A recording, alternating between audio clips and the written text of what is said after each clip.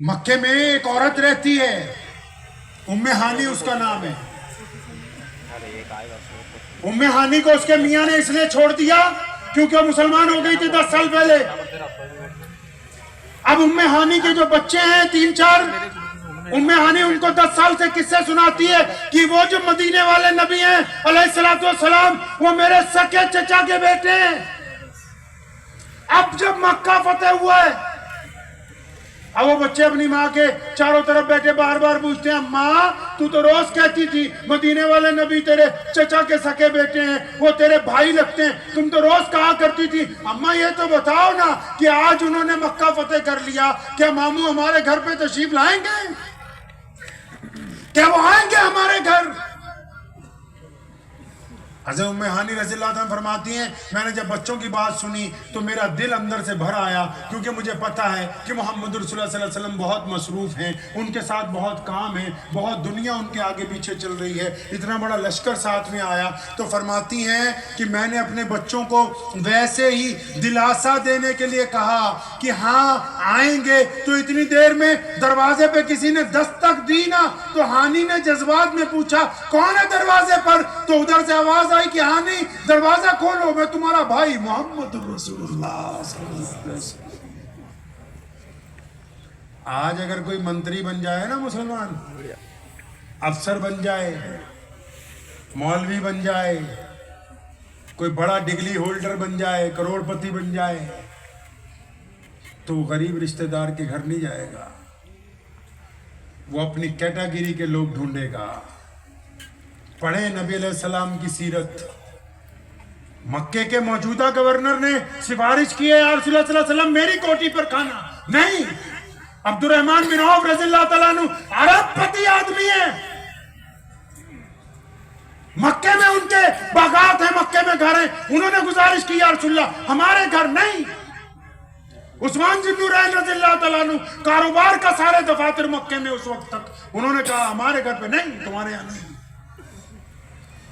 الگ الگ لوگوں نے کہا یا رسول اللہ ہمارے ہاں، فرمایا نہیں، جب میری بہن موجود ہے تو میں اپنی بہن کیا نہیں جاؤں گا۔ ام ہانی کی چوکھٹ پہ پہنچے، ام ہانی کے اس چھوٹے سے کمرے میں، اور یہ وہی کمرہ ہے، آپ کو شاید یاد نہیں ہوگا کہ نبی علیہ السلام جس رات شب معراج پر گئے تھے، اس رات اسی کمرے میں تنہا آرام فرما تھے ام ہانی رضی اللہ تعالیٰ عنہ کے حجرے میں۔ آج نبی علیہ السلام یہاں پہنچے تو ام ہانی رضی اللہ تعالیٰ عنہ کو جاتے ہی نبی علیہ السلام نے پوچھا ہے، ہانی کچھ کھانے کے لیے ہے کچھ کھانے کے لیے؟ آپ تمام علماء سے پوچھ لیجئے گا، ہمارے نبی علیہ السلام فاقے سے تو رہے لیکن پیارے پیغمبر علیہ السلام نے کبھی باسی کھانا نہیں کھایا ہے۔ یہ پہلا موقع ہے فتح مکہ کے موقع پر۔ ام ہانی کو پوچھا کھانے کے لیے کچھ ہے؟ یا رسول اللہ کچھ بھی نہیں۔ فرمایا کچھ تو ہوگا۔ یا رسول اللہ ایک روٹی ہے، اس روٹی کو پانی سے دھو کے سرکے میں ڈبو کے نبی علیہ السلام کی خدمت میں پیش کیا گیا۔ آپ علیہ السلام نے جب وہ لیا اس کو کھایا، کھانے کے بعد بستر لگ گیا۔ اب پیارے پیغمبر علیہ السلام نے جب بستر پر بیٹھے، ام ہانی نے کہا یا رسول اللہ صلی اللہ علیہ وسلم آپ آرام کیجئے، بہت تھک گئے، اتنے دن کا سفر تھا، آج بیت اللہ کو فتح کیا، مقدمات سنے، وہاں اتنی صفائیاں ہوئی، انتظامی امور ٹھیک کیے گئے، آپ تھک گئے، آپ آرام کیجئے۔ سنو مسلمانوں، آپ کے نبی علیہ السلام نے کیا فرمایا؟ فرمایا ہانی آج آرام نہیں کرنا ہے، میری بہنہ یہاں بیٹھو میرے سامنے۔ میں مولوی ہوں نا، آپ سے دین کی باتیں کر رہا ہوں، میری جگہ کوئی لیڈر آتا تو سیاست کی باتیں کرتا، کوئی افسر آتا تو سرکار کی باتیں کرتا، کوئی ٹیچر آتا تو تعلیم کی باتیں کرتا، کوئی ڈاکٹر آتا تو علاج کی باتیں کرتا۔ نبی علیہ السلام نے کیا باتیں کی اس رات؟ کیا باتیں کی بھائی؟ پیارے پیغمبر علیہ السلام نے فرمایا اپنی بہن کو ہانی یہاں بیٹھو میرے سامنے۔ جی یا رسول اللہ، وہ بیٹھ گئی، سارے بچے بھی آ کے بیٹھ گئے۔ اب نبی علیہ السلام نے اس رات جو بات کی ہے، اس رات جو نبی علیہ السلام نے گفتگو کی ہے، یہ جو زمین ہے نا، اس کی چھاتی پھٹ گئی تھی اس دن، آسمان کا سینہ چر گیا تھا۔ میرا ایمان ہے کیا فرمایا نبی علیہ الصلوۃ والسلام نے اپنی بہن سے؟ چچا، سکے چچا کی بیٹی اور نبی علیہ السلام سے عمر میں 20-25 سال بڑی ہیں آپ علیہ الصلوۃ والسلام سے. کیا کہا؟ اچھا اگر ہم مثال کے طور پہ حضرت مالوے والے ہیں نا، ہمارے یہاں پنجابی میں کہاوت مشہور ہے، جدوں کوئی بندہ حج کر کے آندا ہے نا، کوئی حج کر کے آتا ہے، یا سمجھو کوئی مولوی بن کے آ گیا یا کوئی دین کا کام کر کے آیا، وہ کہندے جدوں کوئی بندہ حج کر کے آندا ہے نا، وہ کہندا میں ہی مسلمان ہاں، باقی تو سب کافر ہی ہے. مطلب وہ سارا دین سمجھا دے گا 1 منٹ میں. اور آج کل تو نیا مسئلہ، کوئی نیا واٹس ایپ لے لے تو 1 دن میں ہی سارا اسلام دوسرے کو بھیجے گا، بولے اسے بتا دوں پہلے. تو نبی علیہ الصلوۃ والسلام نے کیا گفتگو کی ہوگی؟ اندازہ لگائیں کہ پیارے پیغمبر علیہ السلام تو دین اسلام کے شارع ہیں. شارع سمجھتے ہیں؟ ان کے ہاتھ میں وہ قلم ہے کہ جو وہ لکھ دے وہ دستور بن جائے، جو وہ کہتے ہیں وہ قانون بن جائے، جو وہ حکم کرتے ہیں وہ قیامت تک تبدیل نہ ہو. مالک ہے وہ دین کے. وہ اپنی بہن کو کہہ سکتے ہیں اس رات کہ یہ تجھے اتنی تسبیحاں دے رہا ہوں، فلاں اعمال دے رہا ہوں، جنت واجب ہو جائے گی پڑھنے سے. وہ اپنی بہن کو بتا سکتے ہیں اس رات کہ فلاں مکہ مکرمہ کی ریاست ہمارے پاس آ گئی، اتنے باغات دے دیے جائیں. لیکن نبی علیہ السلام نے اس رات جو گفتگو کی ہے اپنی بہن کے ساتھ، زمین پھٹ گئی تھی. کیا فرمایا پیارے پیغمبر علیہ الصلوۃ والسلام نے؟ فرمایا ہانی یہاں بیٹھو میرے سامنے. ام ہانی رضی اللہ تعالیٰ عنہ سامنے بیٹھ گئی. فرمایا ہانی سچ بتاؤ، آپ تو میرے سے عمر میں بڑی ہیں نا، آپ کو یاد ہوگا کہ جب میں اپنی والدہ کے شکم مادر میں تھا، جب میں اپنی ماں کے ابھی پیٹ میں تھا، تو تقریباً 2 ماہ پہلے میرے والد حضرت عبداللہ میرے ابو جان کا انتقال ہو گیا تھا. تو نبی علیہ السلام نے فرمایا ہانی میں نے تو اپنے ابا حضرت عبداللہ کو نہیں دیکھا، میں نے دیکھا ہی نہیں اپنے والد کو، تم نے دیکھا. بتاؤ آج کی رات بتاؤ کہ میرے ابو سیدنا عبداللہ کیسے تھے. ام ہانی زارو قطار محمد رسول اللہ کی آنکھوں میں آنسو. فتح مکہ کی رات کس کو یاد کر رہے ہیں؟ اپنے والد کو، جن کو دیکھا نہیں ہے رسول اللہ صلی اللہ علیہ وسلم نے. ہانی نے سیرت بیان کرنی شروع کی ہے. یا رسول اللہ صلی اللہ علیہ وسلم، حضرت عبداللہ بڑے حسین تھے، بڑے جمیل تھے، چلتے تھے تو جو محسوس ہوتا تھا کوئی شہزادہ چلا جا رہا ہو. ان کے چہرے پر نور تھا، اور ہوگا بھی کیوں نہیں. جس شخص کی پیشانی میں محمد رسول اللہ صلی اللہ علیہ وسلم کا نور رکھا ہو کیسے ہو گے. اپنے والد کا ذکر کیا ہے. آپ نے کبھی خوشی میں اپنے باپ کو یاد کیا؟ آپ نے کبھی خوشی میں اپنے باپ کو یاد کیا ہے کیا؟ ہانی نے نبی علیہ السلام کے والد کا جب ذکر کیا تو پیارے پیغمبر علیہ الصلوۃ والسلام نے پھر دوسری بات چھیڑ دی. فرمایا ہانی تو جانتی ہے نا میں 6 سال کا تھا، میری اماں سیدہ آمنہ مجھے چھوڑ کے چلی گئی، میں تو اچھی طرح اپنی ماں کے پاس نہیں رہ سکا. آپ ان کو جانتی تھی، آپ ان کی سیرت جانتے ہیں، بتاؤ تو صحیح میری امی کیسی تھی. آپ اگر سیرت کی کتابیں دیکھیں گے تو آپ کو یہ پتہ لگے گا حیرت انگیز طور پر کہ یہ جہاں محمد رسول اللہ آج مدینے میں آرام کر رہے ہیں، اس سے چند قدم فاصلے پر ہی محمد رسول اللہ کے والد حضرت عبداللہ کی قبر ہے. ہمارے پاس وقت نہیں ہے اپنے نبی علیہ الصلوۃ والسلام کو پڑھنے کا.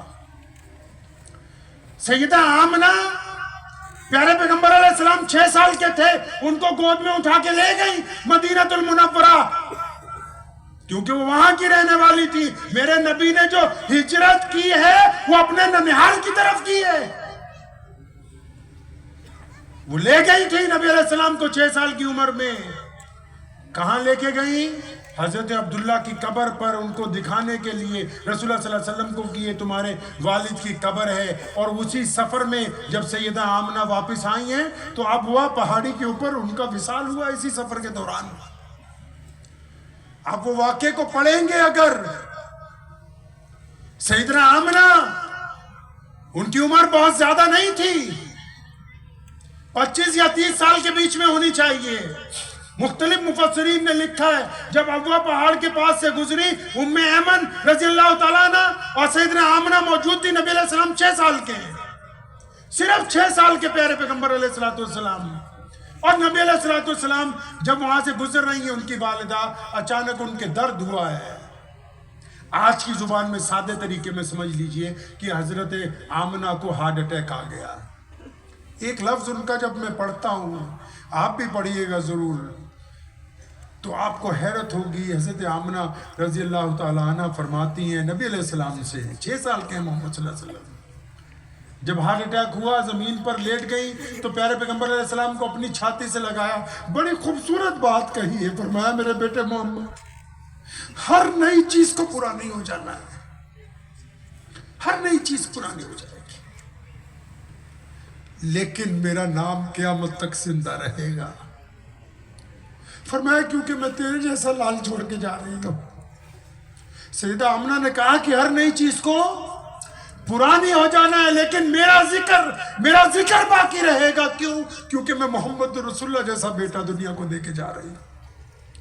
اب ام ایمن کہتی ہیں کہ سیدہ آمنہ کا وصال ہوا، بستی کے لوگ آئے، خواتین آئیں، ان کی ابوا پہاڑی پر جب تدفین ہوئی، فرمایا ہم سب لوگ جب پہاڑ سے نیچے آئے نا تو میں محمد علیہ السلام کو تلاشتی ہوں تو وہ ملتے نہیں ہیں. تو رونے کی جب آواز آئی تو میں واپس جب پہاڑ پہ گئی تو نبی علیہ السلام کی عمر 6 سال کی ہے اور اپنی ماں کی قبر سے لپٹے ہوئے رو رہے ہیں. فرمایا اماں تو مجھے کیوں چھوڑ کے چلی گئی؟ اپنی والدہ کی قبر سے لپٹے ہوئے نبی علیہ السلام. اب یہاں فتح مکہ کی رات وہی بات ام ہانی کو پوچھی ہے. فرمایا تو نے تو میری امی کو اچھی طرح دیکھا ہے نا، بتا تو صحیح میری ماں کیسی تھی. اب جو وہ ذکر کرتی ہیں تو پھر کبھی اپنے دادا کا ذکر کرتے ہیں، کبھی اپنی دادی کا، تاکہ قیامت تک کے انسانوں کو یہ بتانا تھا کہ اگر کوئی بڑی خوشی بھی حاصل ہو جائے، کسی مقام پر آگے بھی چلے جاؤ، پھر ان کو یاد کرنا جو اس وقت تمہارے ساتھ تھے جب کوئی دوسرا تمہارے ساتھ موجود نہیں تھا. پوچھئے گا کبھی جا کے اپنے ائمہ سے. امی عائشہ رضی اللہ تعالیٰ عنہ نے ایک مرتبہ صرف مدینہ المنورہ میں کہا تھا یا رسول اللہ صلی اللہ علیہ وسلم آپ سیدنا خدیجہ کو بہت یاد کرتے ہیں. ایک دفعہ پوچھا تھا صرف کہ آپ خدیجہ رضی اللہ تعالیٰ عنہ کا بڑا ذکر کرتے ہیں تو نبی علیہ السلام کی آنکھوں میں آنسو آ گئے. فرمایا عائشہ آج پوچھا ہے آپ نے رضی اللہ تعالیٰ عنہ، دوبارہ یہ ذکر نہ ایسے کیجئے. فرمایا یا رسول اللہ کیا بات ہے؟ فرمایا سنو کہ جب مکے کے ذرات میرے دشمن تھے، جب ابو لہب، ابو جہل، عتبہ اور ولید مجھے مارنا چاہتے تھے، جب اپنوں نے کہا تھا کہ ہم آپ کا ساتھ نہیں دے سکتے، جب پرائے بھی میرے ساتھ نہیں تھے، جب ابھی ابو بکر مسلمان نہیں ہوئے تھے، جب مولا علی عثمان ذوالنورین ابھی کلمے میں داخل نہیں ہوئے، فرمایا اس دور کے اندر جب پورے مکے کے لوگ ابھی میرے ساتھ نہیں تھے، تو جب میں گھر پہنچا تو ان بدترین حالات میں اگر کسی نے مجھ پر چادر ڈال کر یہ بات کہی کہ میرے محبوب آپ غم نہ کیجئے، میرا رب آپ کو ضائع نہیں کرے گا، تو وہ ذات امی خدیجۃ الکبریٰ رضی اللہ تعالی عنہ کی ذات ہے. نبی علیہ السلام ہمیں ایک آئیڈیل زندگی دے کے گئے. ہم لوگ دین تک پہنچے کیسے ہیں؟ ہم لوگ اسلام میں داخل کیسے ہوئے ہیں؟ کبھی سوچا آپ نے؟ ہم تک دین کیسے پہنچا؟ ہمارے باپ دادا تک دین کیسے پہنچا؟ کبھی آپ نے اس پر توجہ دی ہے؟ پیارے پیغمبر علیہ السلام کا وہ افلاکی پیغام، کون سا پیغام جو نبی علیہ السلام ہمارے سپرد کر گئے کہ دیکھو اس کو اب تم نے آگے پہنچانا ہے. اب ہمیں تو پیغام پتہ نہیں ہے، کیونکہ ہم لوگ تو بھائی آپس میں دستے گریبان ہیں. چلتے چلتے میں فتویٰ تو نہیں دیا کرتا، کوئی مسئلے مسائل میں زیادہ پڑھتے نہیں ہیں ہم لوگ، لیکن ایک مشورہ آپ لوگوں کو ضرور دیتا ہوں. دے دوں مشورہ جی؟ دے دینا مشورہ. ایسے تو کیونکہ آج کل آپ ساری مفتی ہیں ماشاءاللہ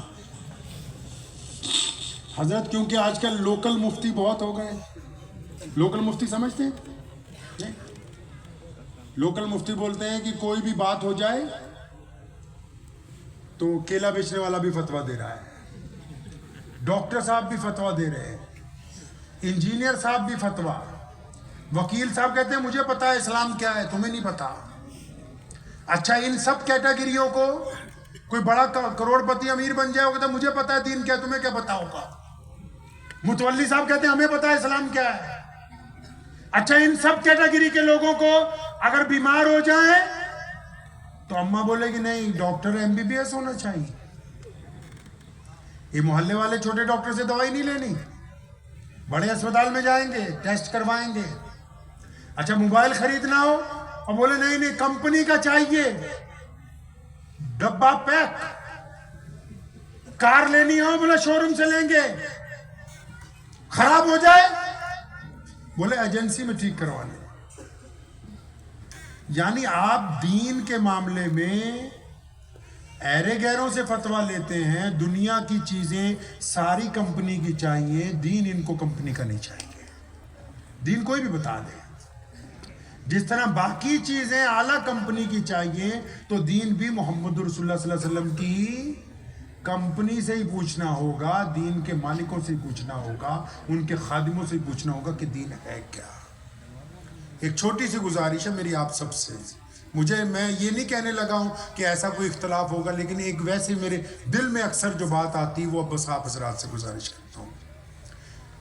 سیدنا امام ابو حنیفہ رحمت اللہ علیہ سے لے کے شاہ ولی اللہ محدث دہلوی 1000 سال کے جو مولوی گزرے، اس میں سے کسی مولوی نے، کسی محدث نے، کسی مفسر نے پیارے نبی محمد صلی اللہ علیہ وسلم کی ذات گرامی کو لے کے کبھی کسی قسم کی کوئی بحث آپس میں نہیں کی۔ ہم کیوں مار کھا رہے ہیں؟ سنو، جب 12 ربیع الاول کا دن آتا ہے، جب وہ ربیع الاول کا مہینہ آتا ہے، آدھے بولتے ہیں کہ نبی علیہ السلام کے پاس علم غیب تھا، آدھے کہتے ہیں نہیں تھا، اور نعوذ باللہ دونوں نبی علیہ السلام کا نام لے کے ایک دوسرے کے اوپر کیچڑ اچھالتے ہیں۔ نبی علیہ السلام کا نام لے کے لڑنا، وہ اسلام کے دہانے، اسلام کے سے آپ کو باہر لے کے جا رہے ہیں۔ یہ اتنی جرات کہ جن کو استنجا پاک نہیں کرنا آتا وہ بتائیں کہ محمد رسول اللہ صلی اللہ علیہ وسلم کی کیا حدود ہیں کیا نہیں ہے۔ ایک اچھا ڈاکٹر کون ہوگا؟ کچھ ڈاکٹر بتا دیں گے۔ اچھا انجینئر کون ہوگا؟ انجینئر بتا دیں گے۔ اچھا سیاستدان کون ہوگا؟ سیاستدان بتا دیں گے۔ اچھا مولوی کون ہوگا؟ مولوی بتا دیں گے۔ اور نبی کا کیا مرتبہ ہوتا ہے؟ وہ صرف ایک نبی بتا سکتا ہے، کوئی دوسرا نہیں بتا سکتا۔ اور ہمارے نبی علیہ السلام جب ہمارے نبی علیہ السلام آئے کوئی نبی موجود نہیں تھا، تو یہ ذمہ داری اللہ نے اپنے اوپر لے لی۔ اللہ نے کہا ہم بتائیں گے، قرآن میں کہا، کبھی طٰہٰ کہا، کبھی یاسین کہا، کبھی مدثر کہا، کبھی صاحب خلق عظیم کہا، کبھی رحمت للعالمین کہا۔ اللہ نے کہا ہم بتائیں گے کہ ہمارے نبی علیہ السلام کی کیا شان ہے۔ ٹھیک ہے، علم غیب اللہ تبارک و تعالیٰ کی شان ہے، لیکن نبی علیہ السلام کی کیا حدود ہیں یہ کوئی مولوی طے نہیں کر سکتا ہے۔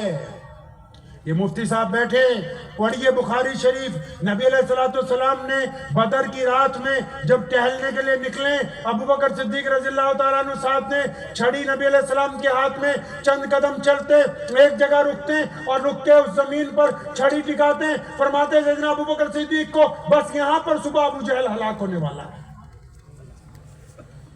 چند قدم چل کے فرمایا امیہ یہاں گرے گا۔ پیارے نبی علیہ السلام کیا ہے یہ اللہ جانتا ہے۔ ہر بندے کی ایک اوقات ہوتی ہے بھائی، ہر بندے کی ایک حیثیت ہوتی ہے۔ تھانے دار کا ایک علاقہ ہوتا ہے، ڈپٹی کمشنر کا ایک علاقہ ہوتا ہے، مکھیہ منتری کا ایک علاقہ ہوتا ہے، ملک کے صدر کا بھی ایک علاقہ ہوتا ہے۔ ہماری بھی ایک حیثیت ہے۔ اپنی حیثیت سے اگر تجاوز کریں گے تو گستاخی میں چلے جائیں گے۔ کسی کو حق حاصل نہیں ہے کہ وہ نبی علیہ السلام کی شان بیان کرتا ہوا کسی کو کچھ کہہ دے، کسی کو یہ حق حاصل نہیں کہ نبی علیہ السلام کی حدود بیان کرتا ہوا دوسرے پر کیچڑ اچھالے۔ نبی علیہ السلام کے پاس کیا ہے کیا نہیں ہے اس کو اگر کوئی جانتا ہے تو صرف رب کریم جانتے ہیں۔ شیخ سعدی نے یہ راز توڑا ہے۔ آپ شیخ سعدی کو پڑھیے، شیخ سعدی نے بے انتہا نبی علیہ السلام کی تعریف لکھی، فرماتے میرے دل کو تسلی نہیں ہوئی، آخر ایک شعر لکھ کے کہا، فرمایا اب میری تسلی ہو گئی۔ شعر کیا لکھا؟ فرماتے باز از خدا سعدی نے کیا کہا کہ بعد از خدا بزرگ تو ہی. فرمایا سعدی اس بات کو مان گیا ہے کہ اللہ کے بعد اگر کائنات میں کوئی ہے تو صرف محمد رسول اللہ صلی اللہ علیہ وسلم. اب آپ بھی بتائیں، وقت بھی ہونے والا ہے، آپ بھی بتائیں کہ ہم محمد رسول اللہ صلی اللہ تعالی علیہ وسلم کی امت میں سے ہیں، کیا ہمارے رنگ ڈھنگ ویسے ہیں؟ کیا ہمیں پتا ہے کہ اسلام کائنات کے لیے کیا پیغام لے کے آیا؟ کیا ہم اس بات کو جانتے ہیں کہ محمد رسول اللہ دنیا کے لیے کیا آفاقی پیغام لے کے آئے؟ ہمیں پتا ہے کہ دنیا میں اسلام سب سے بڑا مذہب کیسے بنا؟ آج اسلام کائنات کا سب سے بڑا دین ہے، لیکن یہ سب سے بڑا دین بنا کیسے؟ کچھ بتاؤ تو صحیح.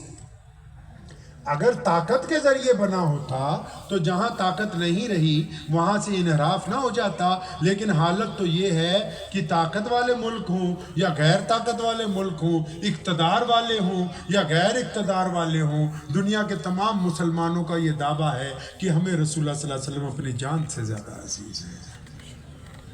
چلیں ذرا تھوڑا سا واقعہ آپ سے رکھتا ہوں آپ کے سامنے، آپ کا زیادہ وقت نہیں لوں گا. 1450 سال پیچھے چلتے ہیں. میرے پیارے پیغمبر علیہ السلام نے اسلام کا مقصد بیان کیا تھا. سیدنا ابو بکر صدیق کو، امی خدیجۃ الکبریٰ رضی اللہ تعالیٰ عنہ کو، سیدنا بلال کو، جو لوگ ابتدا میں مسلمان ہوئے، جب نماز نہیں آئی تھی، جب ابھی روزے نہیں آئے تھے، جب ابھی حج کا حکم نہیں ہوا تھا، تو لوگوں نے پوچھا تھا یا رسول اللہ صلی اللہ علیہ وسلم ہم نے آپ کے رب کو رب مانا، آپ کو اللہ کا رسول مان لیا، اب کرنا کیا ہے؟ کرنا کیا ہے بھائی؟ کرنا کیا ہے اب؟ تو محمد رسول اللہ نے فرمایا تھا کہ میرے صحابہ کسی ماں نے کوئی ایسا بچہ پیدا نہیں کیا جو غلام ہو. اب کرنا یہ ہے کہ جو بندہ کلمہ لا الہ الا اللہ محمد رسول اللہ کا اقرار کرتا ہو وہ دنیا کے تمام لوگوں کو برابری کا درجہ دے گا. آپ مسلمان ہیں، بتاؤ کہ اگر کبھی کسی ہندو بھائی کے یہاں پانی پینا پڑے تو آپ کے دل میں کوفت اگر آتی ہے تو اس کا مطلب ابھی آپ حضور صلی اللہ علیہ وسلم کے پیغام کے اس مقام تک نہیں پہنچے جو نبی علیہ السلام چاہتے ہیں. سیدنا بلال کی جب مدد کی ہے، اس بدو کی جب مدد کی ہے، اس بوڑھیا کی جب مدد کی ہے، اس وقت مقصد یہ نہیں تھا کہ انہوں نے مسلمان ہونا ہے، اس وقت مقصد یہ تھا کہ اللہ کی مخلوق ہے، اللہ کی مخلوق سے ہمدردی کرنی ہے. آپ بتائیں کیا آپ میں یہ صفت ہے کہ آپ دوسرے کو اس کی رنگ اور نسل کی وجہ سے، اس کی مذہب کی وجہ سے اپنے سے کمتر نہیں سمجھتے؟ اسلام پیدا ہی جب ہوا، اسلام جب دنیا کے سامنے لایا گیا تو میاں صاحب لوگ مسلمان ہی اسی لیے ہوئے تھے، ہمارے باپ دادا بھی اسی لیے مسلمان ہوئے ہوں گے. کیوں؟ کیونکہ میرے نبی نے 2 باتیں سمجھائی فطرت کی. کون سی فطرت کی باتیں؟ کون سی فطرت کی باتیں؟ فطرت میں ہے، ہمارے خون میں ہے کہ ہماری بیوی ہماری وفادار رہے، ہمارے خون میں ہے کہ ہمارا بیٹا ہمارا کہنا مانے، ہمارے خون میں ہے کہ ہمارا نوکر صرف ہمارا کہنا مانے، کسی اور کا نہ مانے. تو نبی نے کہا نا کہ دین فطرت ہے. لوگوں کو یہ سمجھایا کہ جب تم دنیا کے رشتوں میں وفاداری تلاش کرتے ہو تو میرا رب بھی چاہتا ہے کہ عبادت میں تم اپنے رب کے وفادار رہو. جب لوگوں نے کہا آپ کے رب کے وفادار بن گئے، فرمایا پھر حلف لو میری وفاداری کا کہ میں رب کا آخری رسول ہوں. لوگوں نے کہا آپ کے رب کی بھی وفاداری کی، آپ کی بھی، اب کیا کرنا ہے؟ تو نبی علیہ السلام نے دکھتی رگ پر ہاتھ رکھا ہے. سنو دل تھام کے مسلمانوں، اگر کوئی غیر مسلم بھائی آپ سے پوچھ لے کہ اسلام کا کیا پیغام ہے تو وہ 2 لفظوں میں ہے. صرف کتنے لفظوں میں ہے جی؟ صرف 2 لفظوں میں. آپ کو یاد ہے وہ 2 لفظ؟ ارے بتاؤ آپ کو یاد ہے وہ 2 لفظ؟ ہاتھ کھڑا کر کے بتاؤ آپ کو پتا ہے اسلام کا مقصد کیا ہے؟ ارے بولو بھائی، پتا ہے؟ نہیں پتا ہے. شادی میں فضول خرچی کرنی ہے، پتا ہے. بینڈ باجا چلوانا ہے، پتا ہے. پٹاخے بجانے ہیں، پتا ہے. اکٹھے ہو کے سود پر کمیٹیاں اٹھانی ہے، وہ پتا ہے. رات کو 2 بجے تک چائے پی کے بازار میں ہلڑ بازی کرنی ہے، وہ پتا ہے. اسلام کے نام پہ مر مٹنے کے لیے تیار ہو جانا، وہ پتا ہے. لیکن محمد رسول اللہ کائنات کے سامنے کیا پیغام لے کے آئے وہ پتا ہے ہی نہیں. اچھا آپ کو پتا لگ سکتا تھا؟ ویسے پتا لگ سکتا تھا. ایک بات بتاؤں بنا مذاق کے، بتا دو جی. ارے بولتے رہیے. میں نے آپ سے شروع میں کہا کہ ہم روایتی جلسہ کرنے نہیں آئے، پیارے نبی علیہ الصلوۃ والسلام کے اس راستے کو تلاش کرنے آئے ہیں جدھر ہم کو جانا ہے۔ اچھا سچی سچی بتاؤ، آپ کے محلے میں مسجد ہے نا؟ ارے بولتے نہیں، آہستہ بولو۔ ماشاء اللہ۔ امام کی کیا تنخواہ ہے؟ کتنی؟ 12,000؟ زیادہ ہے، گلے میں پھنس گئی تو بہت زیادہ ہے۔ اللہ اکبر۔ اچھا، مجھے ایک دفعہ خدمت کا موقع ملا پنجاب وقف بورڈ میں، مذہبی امور کی چیئرمینی کا۔ تو حضرت میں نے وہ فائل منگائی، مولویوں کی تنخواہ، تو پتہ لگا 7,000 8,000 12,000۔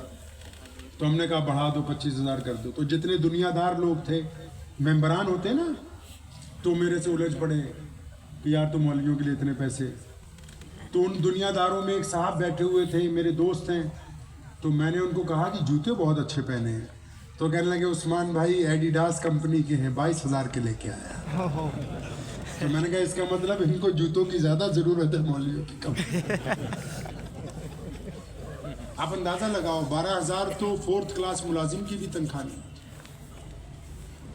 کیا 12,000 میں سیرت کی کتابیں خرید کے لے آئیں؟ کیا 12,000 میں رات کو 2 بجے تک بیٹھ کے ان کو پڑھیں، صبح فجر بعد آپ کو روز ایک پیارا سا نیا سا واقعہ محمد رسول اللہ کا سنا دیں؟ یا ان 12,000 کی فکر کے بعد بچوں کا سوچیں، بیوی کا سوچیں؟ بتاؤ تو صحیح چودھری صاحب، آؤ میرے دروازے پہ بیٹھنا، صرف 15,000 روپے مہینہ ملیں گے، بچے پال کے دکھاؤ۔ آپ نے دین کو اس کے معیار کے مطابق نہیں رکھا ہے۔ معاف کیجیے کہ آپ دین کو اس معیار تک نہیں لا پا رہے ہیں۔ دین اور دنیا الگ نہیں ہے۔ مسلمانوں کے پاس دنیا نام کی کوئی چیز نہیں، ہمارا دین دنیا کا مالک ہے۔ وہ بتاتا ہے کہ چلنا کیسے ہے سڑک پر، اٹھنا کیسے، بیٹھنا کیسے، بولنا کیسے، تولنا کیسے،